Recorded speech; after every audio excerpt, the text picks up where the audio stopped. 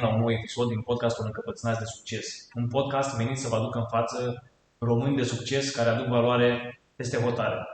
Dar astăzi vreau să vă spun că am un invitat special, este un tânăr încăpățânat de succes, care a venit să-și spună un pic din povestea sa proprie. Astăzi, dragii mei, îl avem ca invitat pe Tobias. Salut, Tobias! Salut! Mulțumesc că am voie să fiu parte din podcastul acesta. Îți mulțumesc frumos că te afli aici. Astăzi o să avem o discuție de la 1 la 1 cu...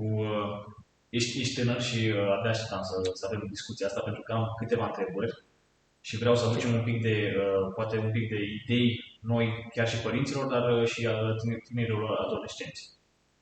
Ok. Astăzi o să vorbim despre faptul că tu ești băiatul Codruței care organizează un eveniment de curând, care se numește Adolescenții în prim plan. Da? Și tu ești un pic acolo în spate și o să-mi dai un pic din casă așa, să zic, ca să-mi zici exact cum a venit mamei tale ideea și care o să fie exact parcursul acestui eveniment. Dar mai întâi o să vreau să-mi spui un pic din povestea ta, să-mi spui dacă te-ai născut în Germania sau dacă ai venit din România, la ce vârstă ai venit aici. Eu am fost născut în Germania și am crescut aici toată viața mea. Am vizitat România destul de des, dar majoritatea am petrecut aici în Germania. Foarte tare. Și cum de vorbești românește? Așa de bine? Că vorbești bine românește. Destul de simplu. Mama mea, fiind română, că ea mi-a dat două daruri. Unul a fost naționalitatea românească și celălalt a fost limba. Și sunt destul de mândru de faptul că mi-a dat aceste daruri și nu înțeleg de ce multe persoane nu prețuiesc așa de mult că sunt români. De exemplu, ascult foarte multă muzică, special rap, și este un rapper, nu știu dacă ai auzit de el, îl cheamă Yeet, și el e pe jumătate român și nu încearcă să ascundă deloc faptul ăsta. Dar nu înțeleg eu de ce mulți sunt așa de mândri de faptul ăla și nu încearcă să învață română. Da, e vorba de background-ul românilor. Într-adevăr, la început, când România au început să iasă peste hotare, am fost văzuți nu prea bine, pentru că am ieșit un pic dintr-o nevoie, să zicem așa, și atunci, clar, poate am făcut și anumite chestii de care mulți nu sunt mândri, dar ușor, ușor ne revenim, pentru că începem să aducem valoare comunităților de peste hotare. Începem, în sfârșit, să arătăm oamenilor că noi, românii, suntem puși pe treabă, că putem face treabă și putem face o treabă chiar bună. Da? Cel puțin asta se vede. Îmi place faptul că vorbești română, pentru că cunosc câteva persoane, câteva familii de români care pur și simplu acasă ei nu mai vorbesc românește pentru că nu li se pare relevant. Și eu. Se pare interesant. Da. Mă gândesc că la voi să vorbești în fiecare zi La noi, da. română. Vorbim principal română. Dacă avem ceva de vorbit, prima posibilitate direct română, mama special, tata mai puțin că e neamț, dar cât putem folosim română. Deci tatăl tău e neamț. Da. Înseamnă că ce luptă a dus mama ta ca totuși să puteți vorbi și limba română. Foarte frumos, chiar sunt impresionat de faptul ăsta. Foarte frumos. Da. Spune-mi un pic care sunt activitățile tale de zi cu zi. Cam ce faci? Am destul de multe hobby-uri. Eu joc volei, mă duc și la not, fac și teatru, fac un curs de bucătar și arbitrez la fotbal și ies și într-un club de pescar. Ca să hobby-uri. Și asta la ce vârstă? Eu am 15 ani acum. 15 ani faci atât de multe lucruri. Foarte, foarte bine. Înseamnă că ai avut o creștere foarte bună, ai niște părinți care ți-au arătat calea și tu acum doar trebuie să o urmezi. Da. Bravo, felicitări. Îmi place să aud asta. Eu munceam și eu la 15 ani. Făceam și școală și munceam, dar nu e neapărat când doream. Mă gândesc că la tine vine dintr-o dorință de a deveni ceva, de a deveni cineva. Da, e foarte mult. Am fost și învățat așa că mă ajută orice învăț să fac și orice fac o să fie un lucru important în viața mea și să mă ajute. Și da, simt și că mă ajută lucrurile prin energie din orice fac și mă ajută să reușesc mai mult. clar că sunt destul de multe lucruri, dar atâta timp cât am un plan structurat, pot să găsesc tot timpul timp liber și mă ajută să fac atâtea lucruri. Îți mai rămâne și timp liber. Asta e bine. Și Da. ce faci în timpul ăsta liber? Um, Multe lucruri. Principal, sunt pasionat și un pic de programare și m-am și pornit cu un prieten de un proiect. Am încercat să programăm un joc și ca așa un pic să ne testăm capabilitățile și ne distrăm, vorbim, încercăm să reușim ceva, să programăm, dar majoritatea... Totul vine cu timpul. Adică Da. timpul mastermaster. Da. Încercând și exersând o să devii și maestru în ceea ce faci. Da. Oricum, orice înveți, în plus, câte un pic, o să aducă un plus de valoare în viața ta. Poate că nu acum, nu se simți acum, dar mai târziu, cu siguranță. Da. Dar dacă tu ești crescut cu mentalitatea asta, deja ești în direcția care trebuie. Stai mult timp pe gadget-uri. Cum am zis deja, am și pasionat un pic de programare și în general de gadgeturi. Și da, cât de cât durează și timp să învăț programarea și să iau niște lucruri, să învăț ceva pe internet. Deci da, cât de cât, dar nu. Dar mă gândesc că majoritatea timpului îl petreci la școală. Uh, Cam câte ore petreci la școală pe zi? Pe zi, cam 5 ore, 4 ore. Totuși, ok. Până la 6 ore, cred. Îți place școala? Sunt adolescent, majoritatea nu le place și nici mie nu-i cel mai plăcut lucru, dar știu că Consider ceva necesar? consider că altfel cred că nu m-aș duce așa motivat, chiar și dacă nu-mi place foarte mult. Cred că îmi dă foarte multă valoare pentru viață, e baza pentru tot academic și, în general, asta e ce o să am nevoie în viața mea ca să devin liber în majoritatea cazelor, ca să pot să fac ce vreau și să devin independent foarte mult, să fiu învățat, mă ajută. Da, asta așa e, clar. O să pună baze de altceva. Crezi că tot ce înveți la școală e relevant? Crezi că tot ce înveți o să te ajute? Sunt multe lucruri care nu cred că o să le am nevoie. Zi mai întâi care sunt obiectele tale preferate și după aia zice alea care le Da. exploate dacă ești cu directorul școlii. Deci, mie îmi place foarte mult matematica și fizica, care e probabil legat de ce vreau să fac eu, fiind direcția informatician sau tehnic, dar depinde ce vreau să fac, astea o să fie destul de necesare și o să mă ajute foarte mult, pentru că e baza, fizica am nevoie dacă vreau să fac ceva tehnic. Eu personal aș scoate germana, nu-mi place foarte mult și nici nu pică foarte bine, dar Deja ai învățat-o, mă gândesc în primii ani. da, de vorbit și de scris, da, mai analizele și așa.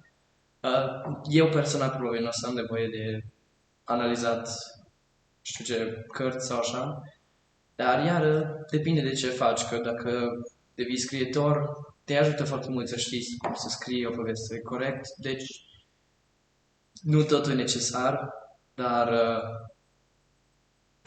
numai depinde de ce faci. Da, așa e. Părinții cum sunt vis-a-vis de școală?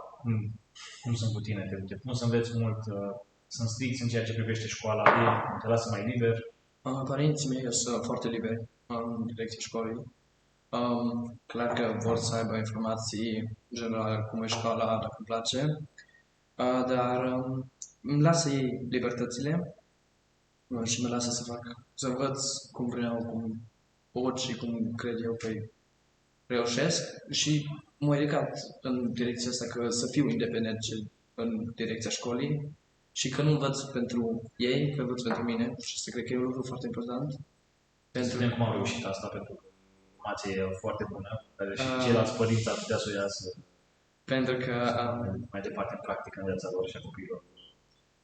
Și e foarte bine pentru că fiind faptul că s-a învățat că pentru mine, eu personal simt motivația și nu mi-e frică de părinții mei, de aia învăț.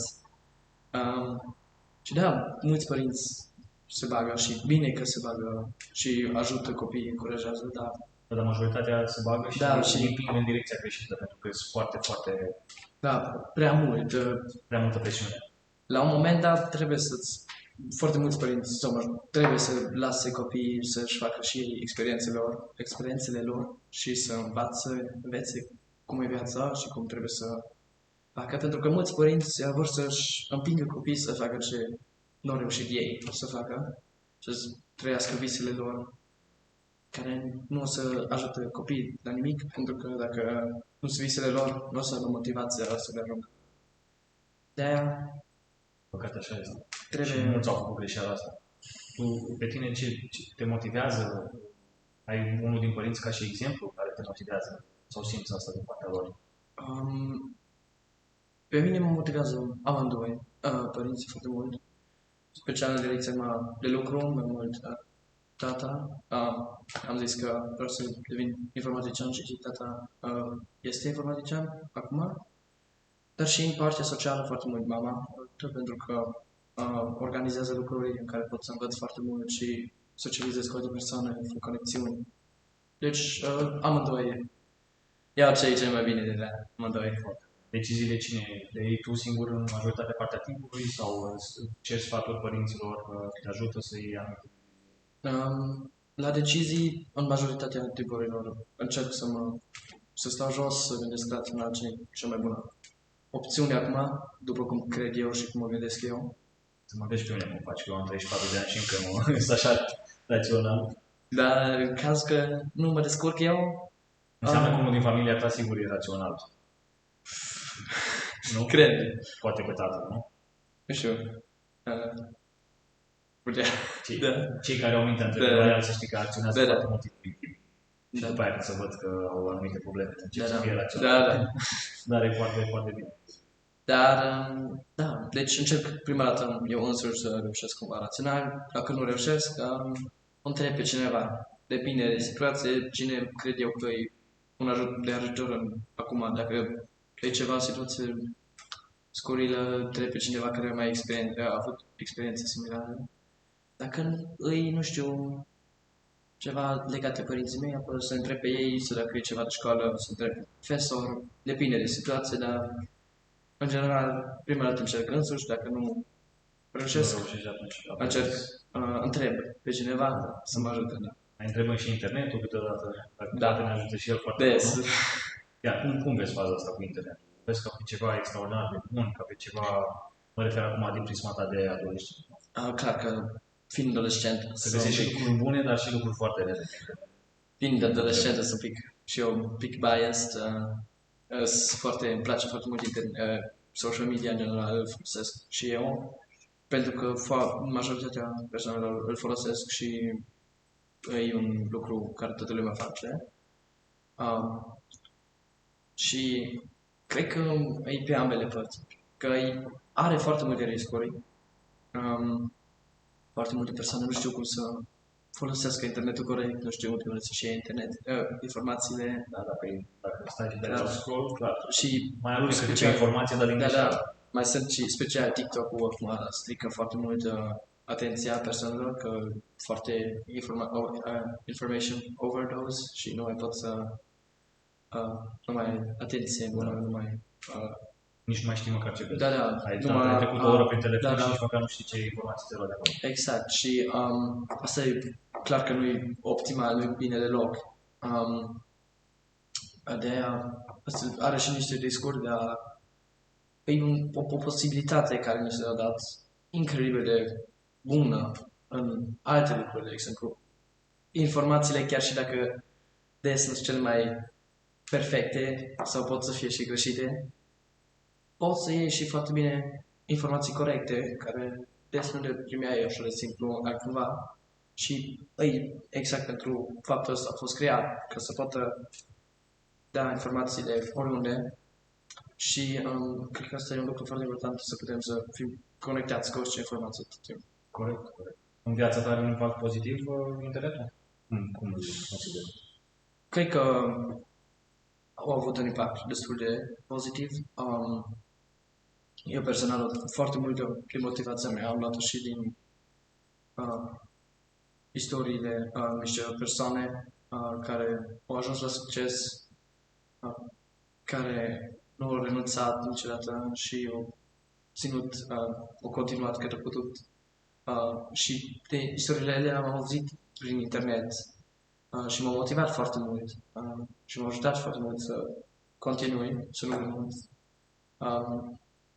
Deci cred că m-a ajutat și m-a motivat foarte mult și internet. Asta mi se pare foarte. Aș fi dorit și eu pe vremea mea să fie existat videouri motivaționale sau exemple de oameni care să zică muncește ca să reușești, ce place, dar face în direcția care trebuie.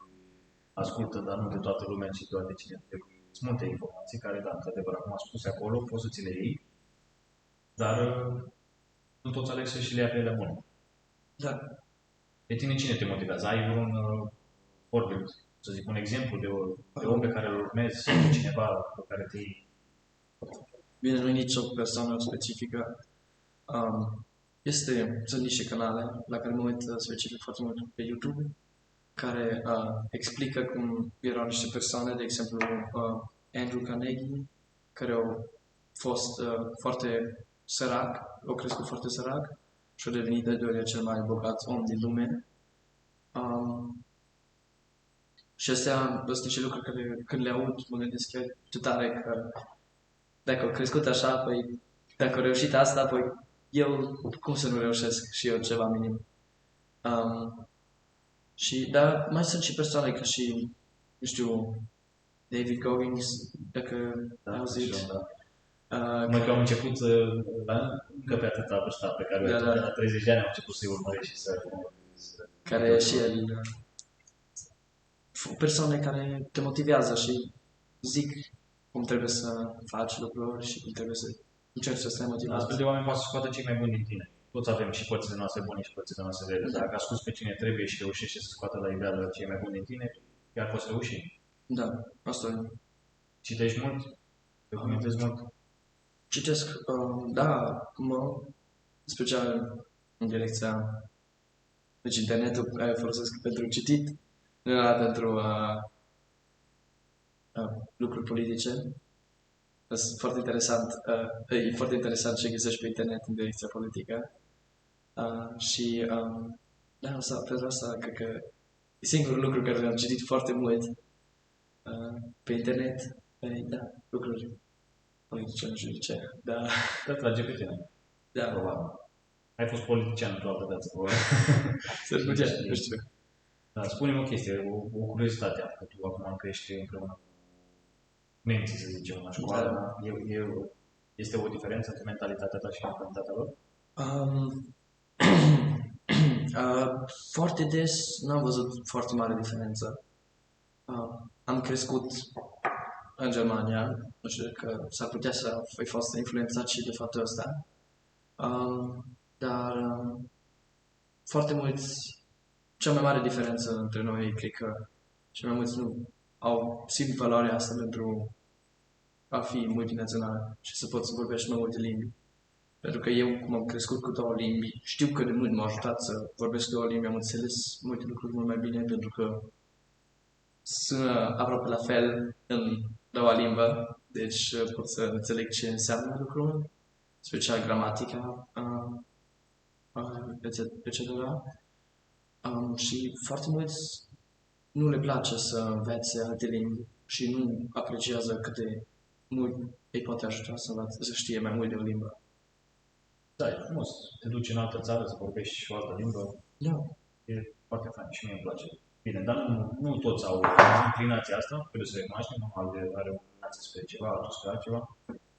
Dar e și lipsa de interes, pentru că dacă ai toate filmele traduse în limba ta și tot, da, atunci e un pic mai Da. Bun. Care sunt planurile tale de viitor? Primul în școală mă gândesc, restul. Da, deci da, acum cu școala dau bacalaureatul în 2 ani și apoi sper să studiez ceva cu IT, programare o tehnică. De acolo fac un business, sper să devin independent cu businessul, să funcționeze cumva și să fac ceva din pasiunea mea cu programarea, să fac un business cu care să fac ce vreau eu, să fie și destul de să am Deci ești, ceva succes. deja ești setat în direcția asta. De unde e insuflarea asta? De la cine? De la mama, de la tata, de la cei pe care îi urmărești? Bună întrebare. În general, m-am gândit, am mirat și eu de ce, că chiar și dacă l-am văzut pe tata făcând ce face, um, nu era direct așa motivare de acolo. Mă cred că îmi place foarte mult și mă distrez foarte mult să fac lucrurile astea, special că și prietenii mei au cât de cât interes în lucrurile astea și de e mult mai comic și mult mai fain să faci ceva. Uh, deci cred că fiind oricum pasionat și mi place în general lucru, plus că am așa de multe persoane în jurul meu care vor să facă ceva în direcția aia, mă împinge un pic să fac mai mult. Și susținere din partea altora și atunci Da. e, e posibil să fie o reușită într-o mare proporție. Da. Da, mă bucur să aud despre asta. Noi trebuie să mai vorbim un pic despre evenimentul care va avea despre adolescenții în plan. Ce părere ai despre asta? Un eveniment care până acum eu nu am mai auzit, cel puțin în Germania. M-am bucurat foarte tare când am văzut lucrul ăsta, pentru că simt așa o nevoie foarte mare ca părinții să fie un pic mai mult prezenți în viața copiilor lor, să aducă un pic mai multă valoare la valorile care trebuie, nu valorile care se implementează singure, din păcate, pe astea pe gadgeturi, internet, și mai departe.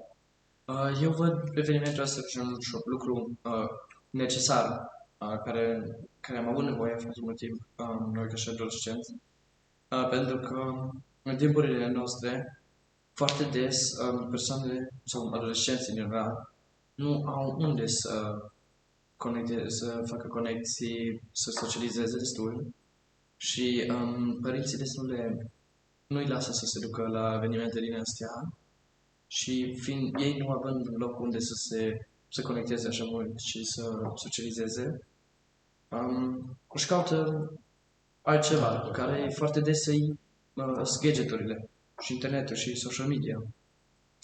Are legătură cu căutarea de atenție? Caută atenție? Da, e foarte legat.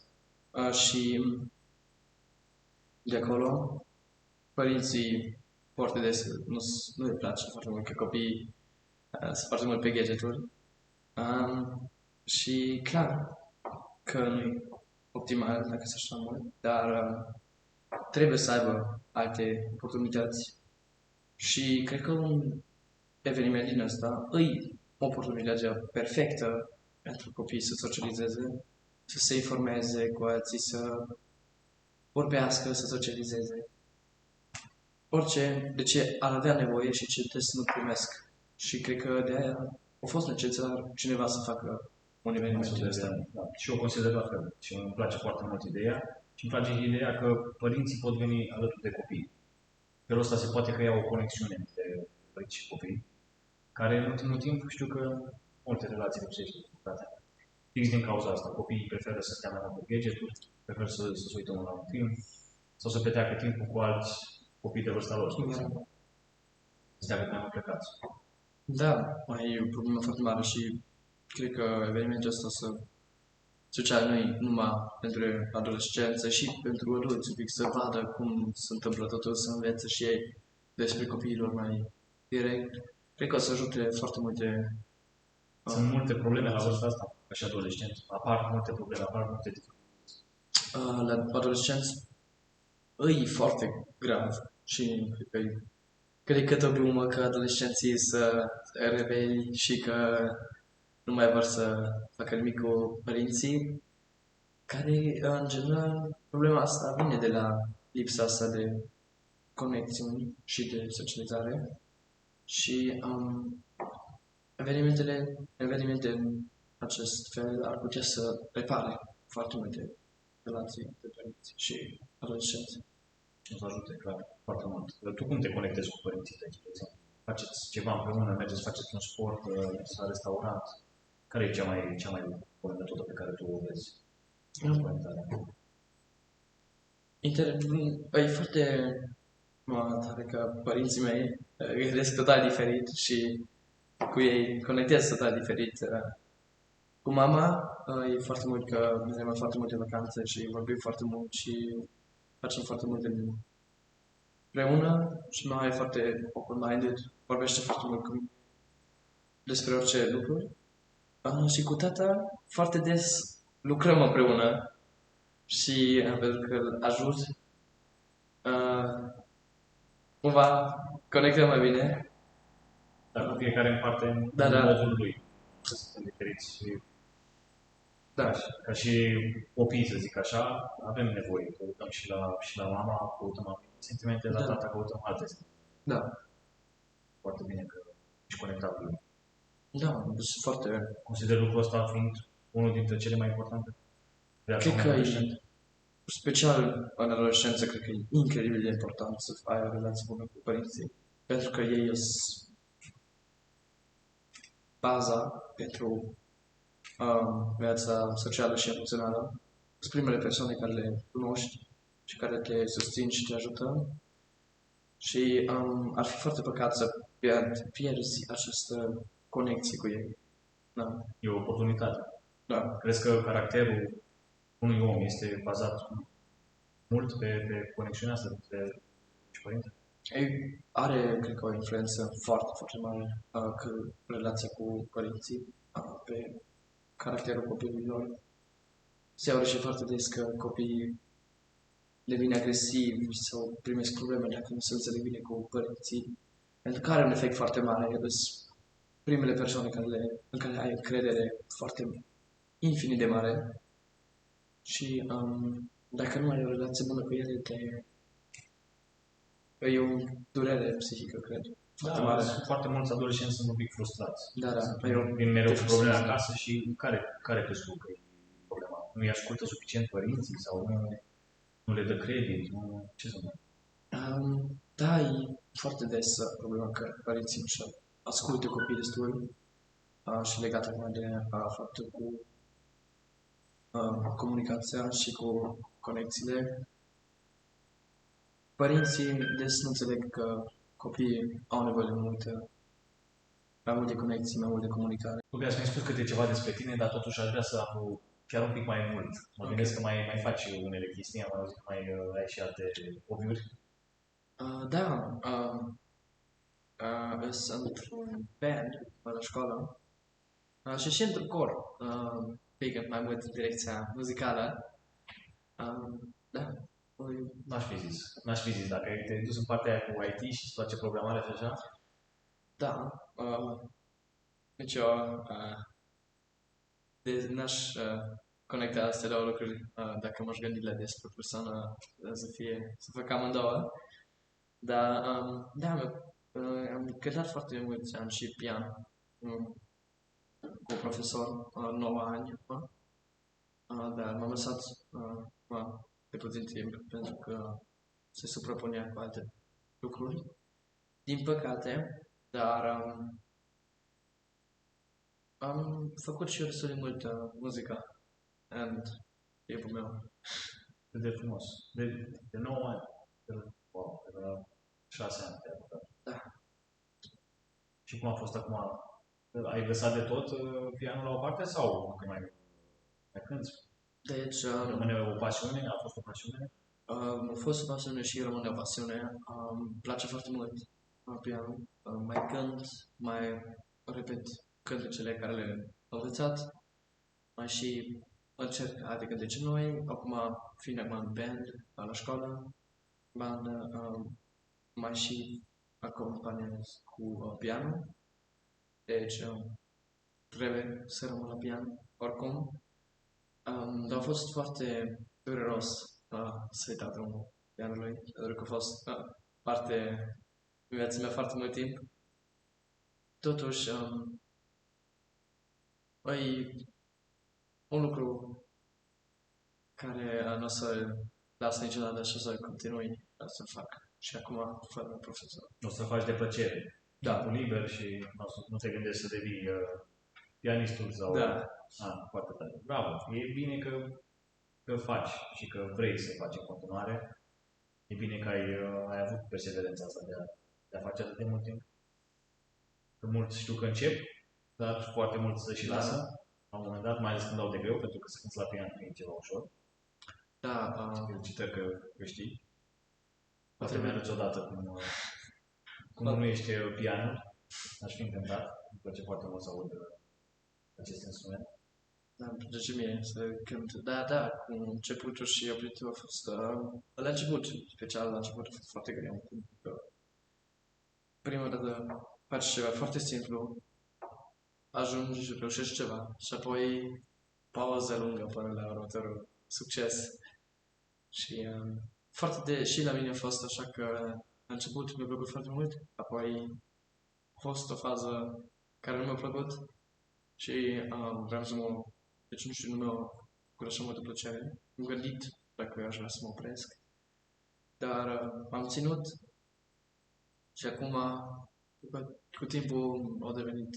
Nu au avut legătură cu rezultatele pe care le obțineai? Da, foarte mult, pentru că la început, clar că din momentul în care ai basic-urile,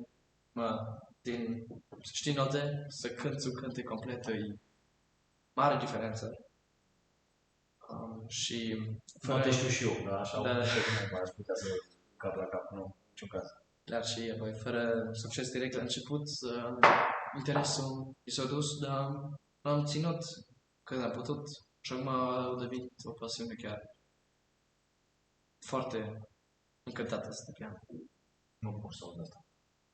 Zi-mi, ai participat până acum la vreun eveniment sau o să fie primul eveniment la care participi la adolescenți în prim plan? Am mai participat la câteva evenimente din astea. Am fost de 2 ani la un eveniment ca și asta și am chiar avut curajul să pun o întrebare. Și de acolo știu foarte multe persoane care le știu astăzi, care m-au încurajat, m-au ajutat și cu care am și socializat foarte mult, care m-au ajutat. A avut un impact asupra ta. Da, clar. Și de acolo am început și cu arbitratul, de exemplu, de la o persoană care m-a îndrumat foarte mult, mi-a dat foarte multe idei și mi-a zis ce pot și că pot ceva. Evenimente pe limba română sau germană? A fost un eveniment pe limba română. Da. Pe limba română. Da. Înseamnă că mergi cu mama ta la mai multe. Da. A fost general majoritatea cu mama și și mama a mai organizat și ea evenimente în trecut. E fain să vezi chestia asta și din backstage, organizarea unui eveniment. E foarte mult.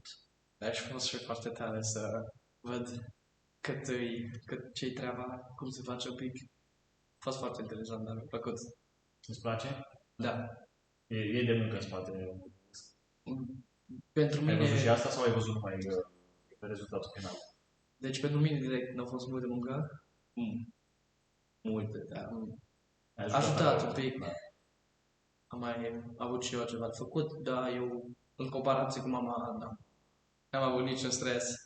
Dar să văd cât treabă și cât lucru e să organizezi ceva, cred că ceva important. Că nu m-aș fi gândit cât de multă treabă trebuie să fac eu sau aș trebui să fac dacă aș vrea să organizez ceva ce pare așa simplu. Pentru multe persoane care nu se gândesc așa de încă. Ce o motivează pe mama ta să facă asta? Sper că vezi că mama vrea să ajute foarte multe persoane. Și mama vrea să țină tradițiile românești foarte mult. Să țină românii mândri de România și vede probleme cu adolescenții, cu comunicarea, cu conexiile și când vede o problemă, cred că nu se poate abține, vrea să facă ceva, să aducă și o rezolvare, da. Și Mă bucur că sunt oameni care au inițiativă. special ea fiind acum pedagog, au găsit o posibilitate să ajute persoanele cu ce problemă au acum. Da. Mă gândesc că voi, familia din spate, sunteți cei mai mari încurajatori. Sper. Sper că Încurajez să facă astfel de evenimente în continuare. noi îl încurajăm foarte mult, dar dacă n-am fi noi cei mai mari, apoi ar fi destul de păcat, cred. Da. Crezi că ea a făcut o treabă bună? Sau eu cel puțin asta am dat Eu o treabă foarte bună. Super convins că e foarte bună ideea, conceptul și filosofie. Impecabil. Ce îi sfătuiești pe cei care ne ascultă, pe părinții, dar și pe adolescenții care ne ascultă? Crezi că ar fi bine să vină la astfel de... Eu cred că sfatul care vreau să dau principal e să asculte unul pe altul, și părinții copiii și copiii părinții, pentru că amândoi dau informații foarte importante ca să înțeleagă unii pe alții mai bine, să înțeleagă mai bine în general. Și un eveniment în acest fel o să ajute foarte mult cu înțelegerea între ei și e un foarte mare plus evenimentele în direcția asta. Și dacă vedeți nu numai asta, și în viitor să mai fie evenimente ca și acesta, profitați de ele. Asta zic și eu. Eu merg. Cu asta mă hrănesc. Îmi place să merg la evenimente, îmi place să socializez cu oameni. Românii sunt frumoși. Românii sunt buni. Da? Nu trebuie să ne lăsăm copleșiți de faptul că poate am cunoscut noi alți români dubioși sau că fiecare cu inima lui. Dar în același timp suntem foarte faini. Și suntem, în orice caz, suntem produsul României. Da. Da? Și uite că să mai vin persoane, mai produc Codruța care vrea să facă un eveniment. Am mai fost la un eveniment foarte tare, Road Germany, la fel a fost organizat, mi-a făcut foarte mare plăcere să merg acolo. Sunt evenimente care chiar aduc plus valoare în viața oamenilor. Da. Și mai ales ăsta este primul eveniment de care l-au auzit că e pentru adolescenți, pentru că chiar cred că este o nevoie. Nu? Și de fapt comunicarea. Comunicarea cred că este lucrul principal în orice relație. Cred că este o relație și la job și oriunde de ce comunicarea face totul. Comunicarea e lucrul principal și sunt foarte bucuros că mama a găsit acest domeniu să facă ceva, pentru că și eu n-am mai văzut nicăieri, din păcate, și mi-am dorit să găsesc așa ceva și sunt foarte bucuros că acum, în sfârșit, e ceva și sper că o să ajute foarte multe persoane dacă o să accepte ajutorul. Acum, Tobias, spune-le tu ascultătorilor noștri unde va avea loc evenimentul, unde poate să vină. Stuttgart, în 27 aprilie, Olga Straße 3, adolescenții în prim plan, copiii spun, părinții ascultă. Va fi un eveniment excepțional unde puteți să veniți, acolo se vor conecta părinții cu copiii, vom afla o grămadă de lucruri importante și foarte faine, așa că nu ezitați să veniți cei care sunteți aici în zonă, vă așteptăm acolo să petrecem timp de calitate împreună cu copiii noștri. Vă mulțumim frumos că ne-ați ascultat astăzi, sperăm că ați învățat câte ceva, atât părinții care au adolescenți, dar atât și adolescenții, pentru că am vrut să aducem doar un content frumos, ceva de calitate în fața voastră. Vă mulțumim frumos și vă dorim o zi numai bună. Da. Mulțumesc frumos! Mulțumesc!